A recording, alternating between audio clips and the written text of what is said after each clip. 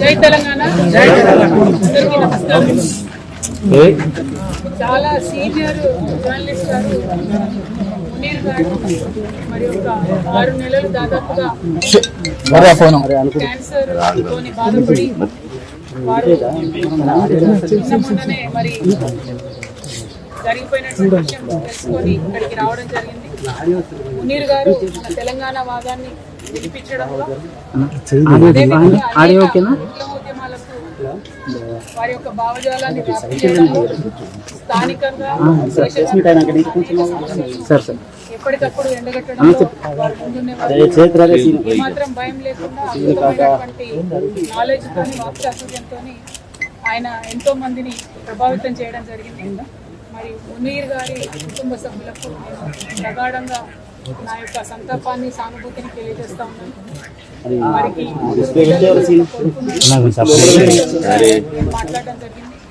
వారందరూ కూడా ఒకటే కోరు, మా నాన్నగారు చేసినటువంటి కాంట్రిబ్యూషన్ తెలంగాణ పట్ల ప్రపంచానికి మీరు తెలియజేయండి అని చెప్పి వారు అడగడం జరిగింది. నిజంగా కూడా మునీర్ గారు చాలా కష్టపడ్డారు తెలంగాణ వాళ్ళకి.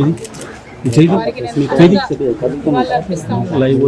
మరి వారు ఏవైతే విప్లవోద్యమాల గురించి పదే మాట్లాడిందో ఇవాళ మీరు దేశవ్యాప్తంగా ఉన్న పరిస్థితి చూసుకుంటే భారతీయ జనతా పార్టీ ఆపరేషన్ కగార్ పేరుతోని మరి చేస్తున్నటువంటి దుశ్చర్యలను మనం చూస్తూ ఉన్నాం.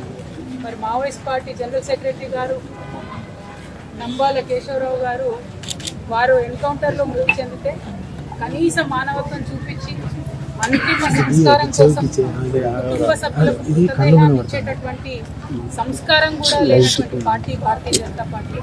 ఈ వైఖరిని మేము చాలా తీవ్రంగా ఖండిస్తున్నాం. ఆపరేషన్ కగార్ ఆపాలని పదే కోరినా కూడా స్పందించకుండా మారణకాండ విధ్వంసకాండ కొనసాగించడం ఇంకొక వైపు అయితే కనీసం మానవత్వంతో చనిపోయినటువంటి శవాలను కూడా మావోయిస్ట్ పార్టీ సభ్యులు వారి కుటుంబాలకు ఇవ్వకపోవడం అన్నది నిజంగా దారుణం. ఈ కుటుంబాలన్నీ కూడా బాధపడేటటువంటి సందర్భం. ఈ వైఖరిని మేము తీవ్రంగా ఖండిస్తున్నాం. అట్లానే మరి మంచిర్యాల జిల్లాలో నిన్నగాక మనం చూసినాం, సరస్వతి నది పుష్కరాలు కాళేశ్వరం దగ్గర జరిగినాయి. ఇదే మంచిర్యాలకు ఎంపీగా ఉన్నటువంటి వంశీ గారు కాంగ్రెస్ పార్టీ యొక్క దళిత వ్యతిరేక వైఖరిని ఎండగడుతూ మరి వారు చెప్పడం జరిగింది, మమ్మల్ని ఇన్వైట్ చేయలేదు సరస్వతి పుష్కరాలకు. నేను బాధపడ్డా. ధనం కన్నా పదవి కన్నా కులం గొప్పది ఈ సమాజంలో, నాకు చాలా అవమానం జరిగిందని నాకు చెప్పడం జరిగింది. కాంగ్రెస్ పార్టీ రేవంత్ రెడ్డి గారు యాదగిరి గుట్టలో కూడా అదే చేసిండ్రు. రేవంత్ రెడ్డి గారి కుటుంబ సభ్యులంతా కూడా పైన ఆసనాలలో కూర్చొని దళితుడైనటువంటి డిప్యూటీ సీఎం బట్టి విక్రమార్క గారిని కింది ఆసనాల్లో కూర్చోబెట్టి అవమానించినటువంటి దారుణమైన సంస్కృతి రేవంత్ రెడ్డి గారిది కాంగ్రెస్ పార్టీ.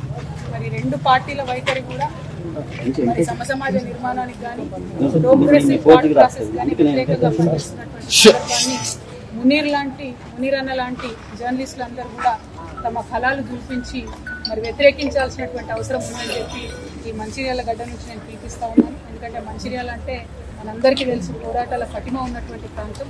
మరి ఇక్కడ ఉండేటటువంటి వారందరం కూడా నిర్బంధంగా ఖండించాల్సినటువంటి రెండు చర్యలు కూడా ఈ సందర్భంగా గుర్తు చేసుకుంటూ మరి మునీర్ అన్న ఆత్మకు శాంతి కలగాలని మనస్ఫూర్తిగా కోరుకుంటూ వారి కుటుంబ సభ్యులకి మరొకసారి ప్రగాఢంగా నా యొక్క సానుభూతిని నేను తెలియజేస్తున్నాను. Thank you. జై తెలంగాణ.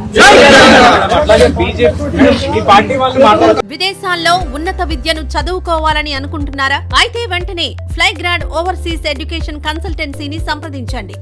మీ విదేశీ కలలను సాకారం చేసుకోండి. ఫ్లైగ్రాడ్